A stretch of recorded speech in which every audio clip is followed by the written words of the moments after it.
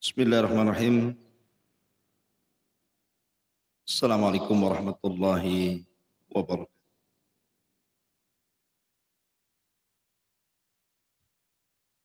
Alhamdulillah wassalatu wassalamu ala Rasulillah wa ala alihi wa sahbihi wa mawalah wa la haula wa la quwata illa billahi wa ba'du. Alhamdulillah, segala puja dan puji hanya milik Allah Subhanahu wa taala. Salawat ring salam kita hadiahkan kepada Rasul kita Nabi besar Muhammad sallallahu alaihi wa ala alihi wasallam. Pagi ini kita akan membahas kembali tentang tafsir daripada surah Al-Fatihah, dan kita masuk pada ayat pertama dari surah Al-Fatihah. Alhamdulillahi Rabbil Alamin. Surah Al-Fatihah adalah satu di antara 5 surat yang dimulai dengan kalimat Alhamdulillah. Pertama, surah Al-Fatihah, Alhamdulillahi Rabbil Alamin, dimulai dengan Alhamd. Kemudian surah Al-An'am, kemudian surah Al-Kahfi, kemudian surah Saba, dan juga surah Fatir. Al-Fatihah, Al-An'am, Al-Kahfi, Saba, kemudian Fatir. Ini surat yang iftataha bilhamd, dibuka dengan pujian kepada Allah Azza wa Jal, Alhamdulillah.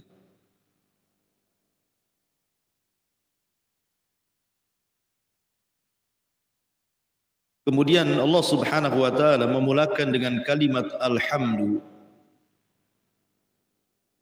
karena alhamdu, pujian kepada Allah Subhanahu wa taala adalah ibadatul kaun. Jadi seluruh alam semesta ini beribadah kepada Allah dengan alhamdu, dengan memuji Allah Subhanahu wa taala. Makanya Allah Subhanahu wa taala berfirman, wa min kulli syai'in illa yusabbihuna bihamdi. Dan tidaklah segala sesuatu yang diciptakan Allah Subhanahu wa taala kecuali mereka bertasbih kepada Allah dengan memuji Allah Subhanahu wa taala. Walakin la tafqahuna tasbihahum. Tetapi kalian tidak paham tasbih mereka. Ketika Allah Subhanahu wa taala mengatakan bahwa segala sesuatu itu yang diciptakan Allah kecuali bertasbih dengan kalimat alhamdu, menunjukkan bahwa alhamdulillah adalah ibadatul kaun, bahwa alam semesta ini beribadah kepada Allah dengan pujian. Makanya kalau seandainya Allah perdengarkan antum bagaimana ibadahnya lautan, maka antum akan mendengar lautan mengucapkan alhamdulillah. Kalau seandainya Allah perdengarkan antum ibadahnya gunung-gunung dan bebatuan, tentu antum akan mendengar ucapan mereka alhamdulillah. Kalau seandainya Allah perdengarkan antum bagaimana pepohonan itu beribadah kepada Allah, tentu antum akan mendengar mereka mengucapkan alhamdulillah. Karena alhamdulillah adalah ibadatul kaun, ibadah seluruh alam semesta. Mereka beribadah dengan mengucapkan alhamdulillah, dan itu tasbih mereka. Makanya kalimat alhamdu ini Pujian bagi Allah Subhanahu wa taala diucapkan semua makhluk yang berakal. Para malaikat yang ada di arsy sana dan juga di sekitar arsy, mereka bertasbih kepada Allah dengan mengucapkan alhamdulillah. Alladzina yahmiluna arsya rabbi, alladzina yahmiluna, mana ayatnya? Alladzina yahmiluna al-arsya wa man haulahu yusabbihuna bihamdi. Dan para malaikat yang memikul arsy, kemudian malaikat-malaikat di sekitar arsy, termasuk di langit ke-7 sampai langit pertama, mereka bertasbih kepada Allah dengan mengucapkan alhamdulillah. Bahkan kalimat alhamdulillah ini bukan hanya diucapkan di dunia, sampai ke dalam surga. Makanya Allah Subhanahu wa taala berfirman ketika menggambarkan ahlun nar, wa qudiya bainahum bil haqqi wa qila alhamdulillahi rabbil alamin. Penduduk neraka saja mengucapkan alhamdulillah. Tetapi ucapan alhamdulillah penduduk neraka itu karena Allah tidak memasukkan mereka kecuali karena keadilannya, bukan karena kezalimannya. Sebab kalau seandainya orang itu dimasukkan ke neraka karena kezalimannya, tentu penduduk neraka tidak akan mengucapkan kalimat alhamdulillah.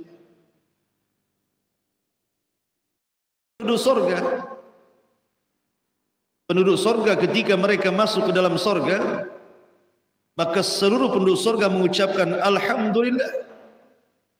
Alhamdulillahilladzi hadana lihadza wa ma kunna linahtadiya laula an hadanallah. Penduduk sorga mengatakan alhamdulillah, segala puja dan puji hanya milik Allah Subhanahu wa taala. Ma'asyiral muslimin yang dimuliakan Allah Subhanahu wa taala. Lalu apa kaitan bismillah dengan alhamdulillah? Kenapa kita membaca surah Al-Fatihah dengan bismillah, kemudian kita ucapkan alhamdulillah? Karena kaitan bismillah dengan alhamdulillah adalah kaitan awal dan akhir. Kalau antum makan, diawali dengan bismillah, selesai makan alhamdulillah. Ketika antum berhubungan suami istri, antum ucapkan bismillah. Ketika lahir anak antum, alhamdulillah. Jadi bismillah dengan alhamdulillah itu kaitan awal dan akhir. Di awalnya antum mengucapkan bismillah, di akhirnya antum mengucapkan alhamdulillah. Kalimat alhamdu itu pujian bagi Allah Azza wa Jalla dan selalu dikaitkan dengan syukur. Tapi tentu berbeda syukur dengan alhamdu, karena syukur itu jauh lebih umum dibandingkan alhamdu. Syukur itu mencakup hati, mencakup anggota badan dan mencakup lisan. Tapi kalau alhamdu hanya lisan saja. Jadi syukur itu lebih luas dibandingkan ucapan alhamdulillahirabbil alamin. Ma'asyiral muslimin yang dimuliakan Allah Azza wa Jalla. Dan ucapan alhamdulillah bukan hanya disebutkan dalam surah Al-Fatihah, tetapi juga dianjurkan untuk dibaca di banyak tempat. Sebagaimana disebutkan dalam beberapa hadis Nabi sallallahu alaihi wasallam, pertama dibaca indal faragh minat ta'ami wasyarab. Ketika antum selesai makan dan minum, maka disunnahkan untuk membaca alhamdulillah. Sebagaimana hadis Abi Umamah Al-Bahili radhiyallahu an, anna Nabiy sallallahu alaihi wasallam kana idza faragha min ta'amihi, Nabi sallallahu alaihi wasallam apabila selesai makan, qala, dia mengatakan alhamdulillahilladzi kafana wa arwana ghaira maqfiyin wala maghfurin. Si Nabi SAW apabila selesai makan atau minum, maka Nabi SAW mengucapkan alhamdulillahilladzi kafana wa arwana. Segala puja dan puji hanya milik Allah yang telah mengenyangkan kami dan menghilangkan dahaga kami. Maka ucapkanlah alhamdulillah selepas makan. Kemudian yang kedua, indal istiqad minan naum. Ketika bangun dari tidur. Ketika bangun dari tidur, maka diucapkan alhamdulillahilladzi ahyana ba'dama amatana wa ilaihin nusyur. Dan sebelumnya apa? Allahumma bismika amutu wa ahya. Ini ada kaitan antara bismillah dengan alhamdulillah kan? Sebelum tidur antum baca bismillah. Allahumma bismika artinya bismillah. Dan bangun tidur alhamdulillahilladzi ahyana ba'dama amatana wa ilaihin nusyur. Segala puja dan puji hanya milik Allah yang telah membangunkan kita dari kematian kita. Kemudian yang ketiga, indal istiqad fil laili. Ketika antum bangun di tengah malam. Sebagaimana hadis Ubadah ibn Samit radhiyallahu an, bersabda Nabi SAW, barang siapa yang bangun tengah malam, maka dia mengucapkan la ilaha illallah wahdahu la syarikalah lahul mulku wa lahul hamdu. Ada kalimat wa lahul hamdu wa huwa ala kulli syai'in qadir, subhanallah walhamdulillah wa la ilaha illallah wallahu akbar wa la hawla wa la quwata illa billahi. Kemudian dia berdoa, Rabbighfirli, ya Allah ampuni dosa-dosaku, kecuali akan diijabah doanya. Ini yang ketiga. Kemudian yang keempat, inda lubsi thawbi. Ketika antum memakai pakaian, maka barang siapa yang mengucapkan alhamdulillah ketika antum menggunakan pakaian, man labisa thawban faqala alhamdulillahilladzi kasani hadha. Barang siapa yang ketika memakaikan pakaiannya kemudian dia mengucapkan segala puja dan puja hanya milik Allah yang telah memberikan atau menutupi auratku dengan pakaian ini, kecuali akan diampuni dosa-dosanya, kata Rasul. Ini yang keempat. Yang kelima, zubur kulli salatin. Setiap selesai solat kita disuruh mengucapkan alhamdulillah, atau bahasa lain tahmid 33 kali. Kemudian yang nomor 6, indal utash. Ketika bersin, maka setiap orang yang bersin dianjurkan mengucapkan alhamdulillah. Kemudian dijawab yarhamukallah. Kemudian yang nomor 7, inda ru'yati mubtali. In hamidallah ta'ala inda ru'yatil mubtali min alamati idrakil abdi li ni'matillahi alaih. Ketika melihat adanya ujian yang datang dari Allah. Orang kalau bisa mengucapkan alhamdulillah ketika diuji oleh Allah, berarti memiliki tingkatan sabar tinggi orang itu. Rumahnya terbakar, alhamdulillah. Usahanya bangkrut, alhamdulillah. Mungkin dikiranya orang gila. Tidak. Karena Allah Subhanahu wa taala itu yuhmad fil khairi wasyarr. Allah itu harus tetap dipuji dalam kondisi apapun, baik dalam kondisi antum baik ataupun antum buruk. Allah harus tetap dipuji. Makanya kemarin saya katakan bahwa ucapan alhamdulillah itu ucapan yang sangat ajaib sekali. Karena apa? Mencakup semua manusia, yang kaya, yang miskin, yang susah, yang senang, yang sakit, yang sehat, yang besar, yang tua, yang muda, yang kecil, semua mengucap alhamdulillah. Alhamdulillah. Ketika seorang ulama, kalau tidak salah Urwah ibn Zubair, dia jatuh dari kendaraannya, kemudian terpaksa harus diamputasi satu kakinya. Kemudian akhirnya oleh dokter diamputasi satu kakinya. Dia pun masih mengatakan alhamdulillah, segala puja dan puji hanya milik Allah yang masih menyisakan satu kakinya yang lain. Artinya bahwa ucapan alhamdulillah itu tetap kita ucapkan. Ketika kemudian anaknya baru saja diamputasi, anaknya meninggal salah satunya, dia pun mengucapkan alhamdulillah, Allah masih memberikan anak-anakku yang lainnya. Begitu ya? Jadi ucapan alhamdulillah itu ucapan yang ajaib. Makanya saya katakan diucapkan oleh semua manusia.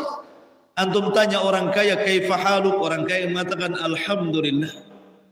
Antum tanya orang miskin kaifa haluk, bagaimana kondisimu, orang miskin alhamdulillah masih bisa makan. Antum tanya orang sehat kaifa haluk, maka dia mengatakan alhamdulillah ana bi khairin, saya dalam kondisi baik. Orang sakit pun antum tanya, dia mengatakan alhamdulillah, yang sebelah kemarin mati. Jadi masih mengucapkan kalimat alhamdulillah. Makanya dalam kondisi apapun Allah itu tetap dipuji, baik dalam kondisi senang ataupun susah.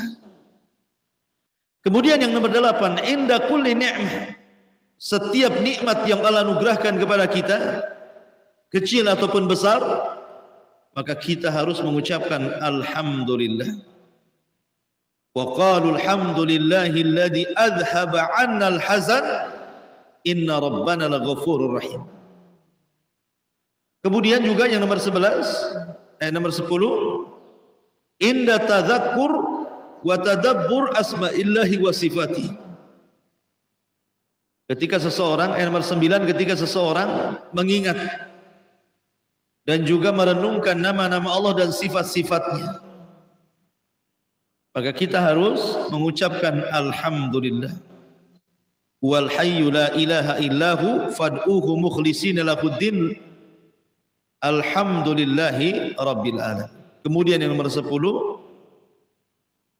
ketika seseorang dimasukkan ke dalam surga, wa naza'na ma fi sudurihim min ghillin tajri min tahtihimul anhar wa qalu alhamdulillahilladzi hadana li hadza wa ma kunna linahtadiya laula an hadanallah. Begitu juga penduduk neraka mengucapkan wa qudiya bainahum bil haqq wa qila alhamdulillahi rabbil alamin. Intinya bahwa pujian bagi Allah Subhanahu wa taala itu mencakup semua peribadatan alam. Dan kalau kita melihat da'bus salihin, kebiasaan orang-orang saleh, maka mereka sejak para nabi sampai orang-orang saleh tidak lepas mengucapkan alhamdulillah. Lihat Ibrahim alaihi salatu wassalam, abul anbiya, bapaknya para nabi. Ketika Allah Subhanahu wa taala utus 3 malaikat menghabarkan akan kelahiran Ishak dan setelahnya Yakub, apa kata Ibrahim? Alhamdulillahilladzi wahaba li 'alal qibari Ismail wa Ishaqa inna rabbi lasami'ud du'a. Apa kata Ibrahim? Segala puja dan puji hanya milik Allah yang telah menganugerahkan kepadaku di atas ketuaanku Ismail, Ishak, dan Rabbku sungguh maha mendengar doa. Ibrahim mengucapkan alhamdulillah. Nabi Allah Sulaiman alaihi salatu wassalam sebutkan dalam surah Naml ayat 15. Walaqad atayna Dawuda wa Sulaimana ilman wa qala alhamdulillahilladzi faddalana ala katsirin min ibadihil mu'minin. Dan sungguh kami telah berikan kepada Daud dan Sulaiman pengetahuan, dan keduanya pun mengucapkan alhamdulillahilladzi faddalana ala katsirin min ibadihil mu'minin. Segala puja dan puji hanya milik Allah yang telah menganugerahkan kepada kami di atas kebanyakan hamba-hamba Allah yang beriman. Bersyukur Daud dan juga Sulaiman. Ma'asyiral muslimin dan seluruh para nabi, mereka mengucapkan seperti itu. Termasuk ma'asyiral muslimin ketika orang-orang keluar dari kuburan, orang-orang yang beriman yang keluar dari kuburan-kuburan mereka saat hari dibangkitkan, maka mereka pun mengucapkan alhamdulillah. Yauma yad'ukum fatastajibuna bihamdihi wa tadunnuna illa bistum illa qalila. Pada hari ketika Allah menyeru kalian, kemudian kalian mengikuti seruan itu bihamdi, dengan memuji Allah. Jadi orang-orang yang beriman ketika keluar dari kuburan kemudian dipanggil oleh Allah, maka mereka mengucapkan alhamdulillah. Jadi subhanallah ikhwatu fillah, memuliakan Allah subhanahu wa ta'ala. Jadi orang-orang yang beriman, khususnya ahlul jannah, khususnya penduduk surga, ketika keluar dari kuburan mereka mengucapkan alhamdulillah. Ketika masuk surga mereka mengucapkan alhamdulillah. Ketika sudah tinggal di surga mereka mengucapkan alhamdulillah. Ketika kemudian mereka dihilangkan seluruh rasa penatnya, ketika masuk surga mereka mengucapkan alhamdulillah. Dan ketika mereka mendapatkan janji Allah di surga, mereka pun mengucapkan alhamdulillah. Jadi memang alhamdulillah itu kalimat yang luar biasa yang diucapkan di dunia ataupun di akhirat. Intinya bahwa kalimat alhamdulillah, pujian bagi Allah subhanahu wa ta'ala, ibadatul kaun, ibadahnya alam semesta, dan itu bentuk tasbih mereka. Makanya kalau antum perhatikan surah Al-Fatihah, 3 ayat pertama bicara tauhid. 3 ayat pertama bicara tauhid. Alhamdulillahirabbil alamin. Ar-Rahman Ar-Rahim. Maliki Yaumiddin. Ini hak Allah namanya. Makanya lihat jawaban-jawabannya. Apabila seorang hamba mengucapkan alhamdulillahirabbil alamin, apa jawaban Allah? Hamidani abdi, hambaku sedang memujiku.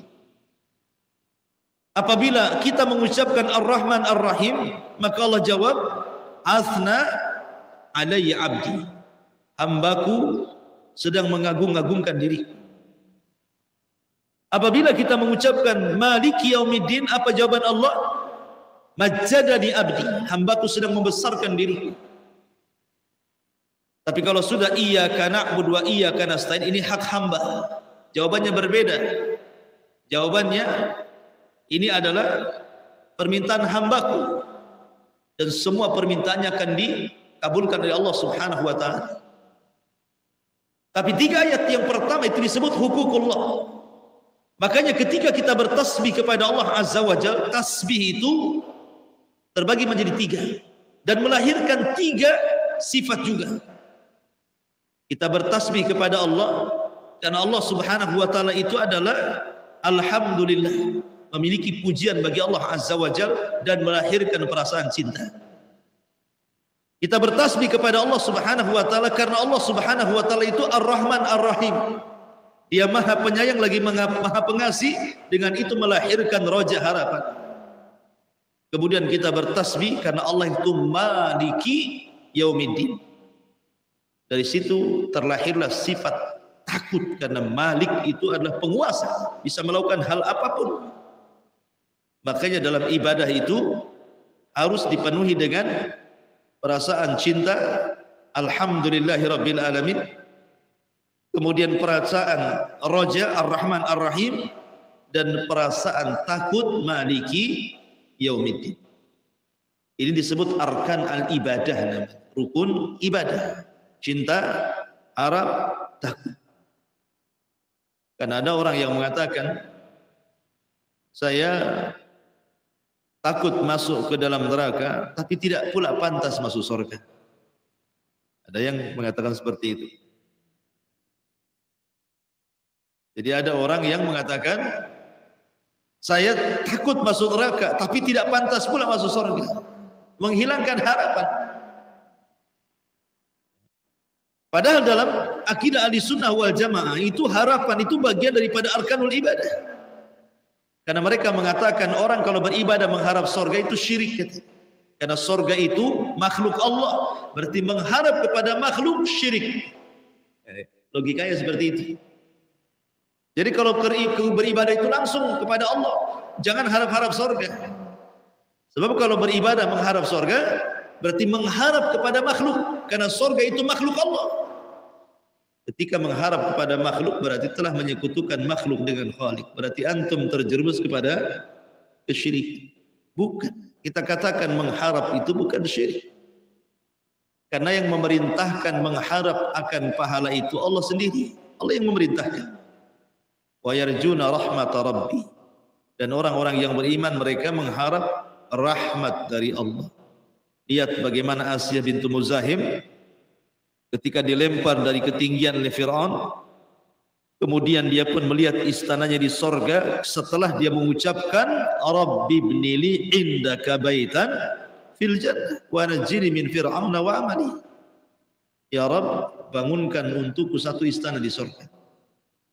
Itu permintaan Asiyah sebelum meninggal. Dan Allah kabulkan sebelum meninggal ditampakkan sorga. Artinya di sini ada harapan. Rasul yang mengatakan idza sa'altumullaha fas'alul Firdaus. Kalau engkau meminta sesuatu, minta yang paling tinggi, surga Firdaus, kata Rasul. Maka kita katakan bahwa mengharap itu bagian dari tauhid. Bahkan itu termasuk arkan daripada ibadah. Taib. Alhamdulillah rabbil alamin. Ma'asyiral muslimin yang dimuliakan Allah Subhanahu wa taala, kata-kata Rabb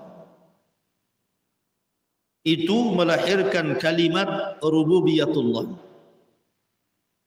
Makanya ada tauhid disebut tauhid rububiyah, diambil dari Rabbil Alamin. Dan inti pada tauhid rububiyah itu bahwa Allah Subhanahu wa taala itu adalah Al-Khaliq yang menciptakan. Inti daripada rububiyah itu adalah Al-Khaliq, sifat Allah Al-Khaliq, atau nama Allah Al-Khaliq, bahwa Allah itu yang menciptakan. Ketika Allah Subhanahu wa taala menciptakan, maka ciptaan Allah itu terbagi menjadi dua. Ada yang Allah Subhanahu wa taala ciptakan min adam, dari ketidakadaan menjadi ada, dan itu disebut usulul khalqi. Awalnya enggak ada, kemudian Allah adakan. Artinya Allah menciptakan makhluk min adam, dari ketidakadaan menjadi ada. Itu disebut usulul khalqi. Usulul khalqi, pondasi ciptaan. Pertama arasy, yang kedua qalam, yang ketiga lauhil mahfuz, kemudian juga yang keempat kemudian nur, cahaya. Kemudian yang kelima nar, api. Kemudian yang keenam alma, air. Jadi itu disebut usulul khalqi namanya. Allah menciptakan arasy, di bawah arasy itu ada air. Kemudian di situ ada qalam, ada lauhil mahfuz, ada cahaya, ada api. Ini disebut usulul khalqi. Diciptakan dari kun fayakun. Dari tidak ada menjadi ada. Kemudian yang kedua, Allah menciptakan makhluk dari makhluk yang lainnya. Jadi Allah Subhanahu wa taala menciptakan makhluk dari makhluk yang lainnya. Kalau tadi kan dari tidak ada menjadi ada. Ini yang kedua tidak. Dari makhluk menciptakan makhluk dari makhluk yang sudah ada. Maksudnya menciptakan makhluk dari usulul khalqi. Seperti malaikat, asal ciptaannya dari apa? Dari cahaya. Dan cahaya diciptakan dari kun fayakun. Kemudian jin diciptakan dari asal penciptanya dari api. Sementara api itu bagian daripada usul khalq, dan Allah ciptakan api itu dengan kun fayakun. Kemudian Adam diciptakan dari tanah, bumi maksudnya, dan bumi itu diciptakan dari apa? dari air. Salah satu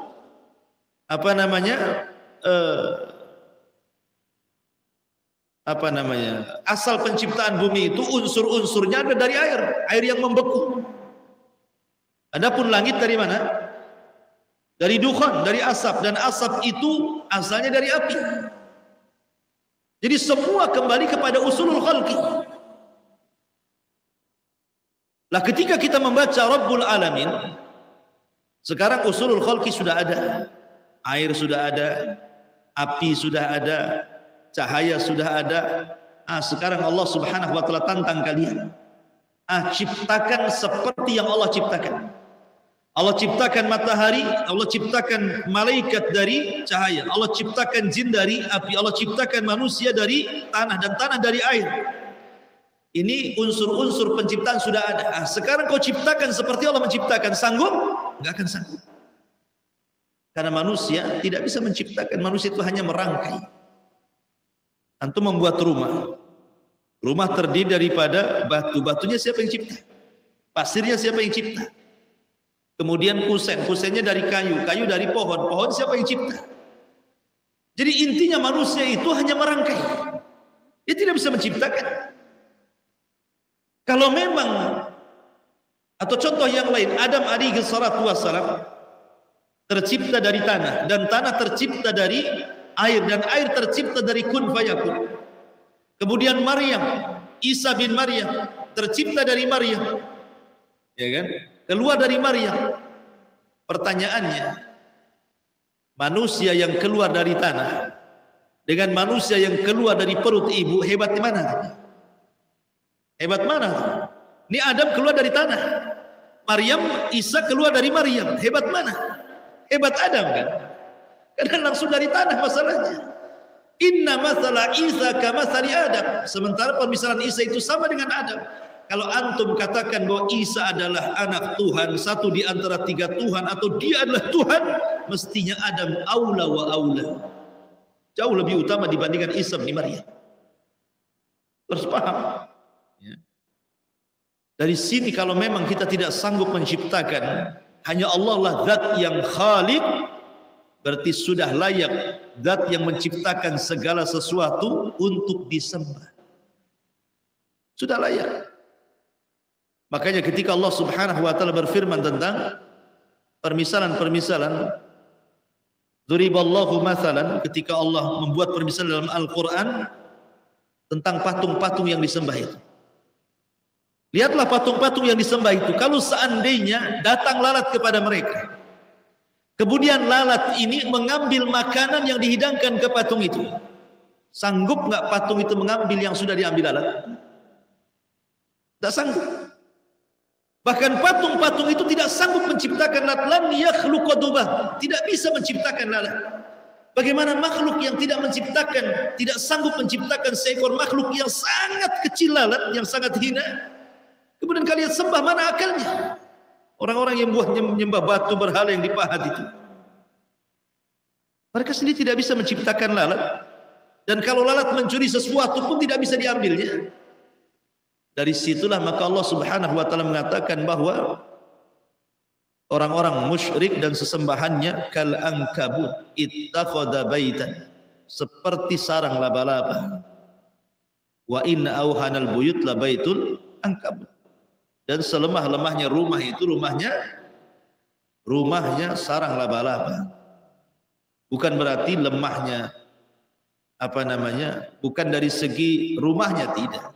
Ya, memang lemah, dia tidak bisa menghilangkan hujan, tidak bisa menghilangkan panas, gitu kan? Cemana sarang laba-laba itu? Hujan dia kehujanan, enggak ada atapnya. Panasnya kepanasan, enggak ada atapnya. Makanya selemah-lemahnya rumah itu rumahnya laba-laba, karena enggak ada naungan sama sekali, dia cuma terbentang begitu saja. Tapi maksudnya selemah-lemahnya rumah adalah rumah sarang laba-laba, itu permisalan orang-orang yang melakukan kesyirikan itu. Maksudnya karena di dalam sarang laba-laba itu hidupnya hanya bunuh-membunuh saja. Antum lihat sarang laba-laba itu tidak ada laba-laba dua, pasti satu. Kalaupun ada dua, satu mati, satu hidup. Kenapa? Karena biasanya laba-laba itu kalau sudah menikah, si istri membunuh suaminya. Kalau sudah membuahi, dibunuh tuh suaminya. Kemudian nih, setelah kemudian ibunya mengerami telurnya, kemudian lahir anak laba-laba, anaknya membunuh ibunya. Nah, begitulah laba-laba. Kerjanya bunuh-bunuhan itu. Makanya satu sarang itu cuma satu. Kalaupun ada 2, 3, satunya membunuh mati semua itu. Makanya kenapa kemudian Allah permisalkan orang-orang musyrik itu seperti itu? Karena mereka isinya hanya pecah belah saja. Wala takunu minal musyrikin alladzina farraqu, nah gitu ya, dinahum wa kanu syi'an kullu hizbin bima ladaihim farihun. Janganlah seperti orang-orang musyrik yang suka mecah belah agama mereka. Setiap kelompok berbangga dengan kelompoknya. Ma'asyiral muslimin yang dimuliakan Allah Azza wa Jalla. Lah dari kalimat Rabb yang intinya tadi adalah Al-Khaliq, Al-Mudabbir, kemudian juga Al-Malik gitu ya. Dari Khaliq ini lahir al-iman bil qada wal qadar. Karena tidak mungkin Allah menciptakan kecuali karena perintah. Dan ketika Allah menciptakan bukan ada perintah orang atau perintah zat kepada Allah. Hei Allah ciptakan ini, tidak. Tapi Allah ketika menciptakan atas perintahnya sendiri yang disebut dengan iradah. Iradah itu apa? Kehendak.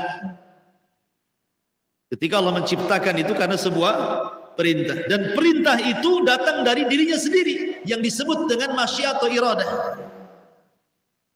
Kemudian ketika Allah menciptakan itu karena pengetahuan. Karena pengetahuan Allah ciptakan. Dan ketika Allah ciptakan itu karena takdirnya sudah dicatat. Inna khalaqna syai'in biqadar. Kami ciptakan segala sesuatu itu dengan takdir. Makanya rukun takdir itu apa? Al-ilmu wal kitabatu, al-ilmu wal khalqu wal kitabatu, kemudian wal iradatu. Disebut arkan takdir gitu. Pertama ilmu. Allah itu mengetahui segala sesuatu yang telah, yang sedang dan yang akan datang, bahkan sesuatu yang mustahil terjadi, kalau terjadi Allah tahu. Kemudian pengetahuannya Allah catat di Lauhil Mahfuz. Kemudian setelah Allah catat pengetahuannya, Allah ciptakan. Dan tidaklah Allah menciptakan kecuali karena kehendaknya. Itu disebut arkan al-qada wal qadar. Dari kalimat Rabb lahir al-iman bil qada'i wal qadar. Rabbul alamin, dan kalimat alam itu artinya ma siwallah fahuwa alam. Selain daripada Allah disebut alam, disebut makhluk. Segala sesuatu selain Allah itu disebut alam. Artinya selain Allah disebut alam. Dan alam di sini artinya makhluk. Alhamdulillahi rabbil alamin. Wallahu alam. Ini di antara tafsir Alhamdulillahi rabbil alamin. Besok kita masuk pada tafsir yang kedua, Ar-Rahman Ar-Rahim. Subhanaka wa bihamdika asyhadu an la ilaha illa anta astaghfiruka wa atubu ilaik. Allahu ta'ala. Assalamualaikum warahmatullahi wabarakatuh.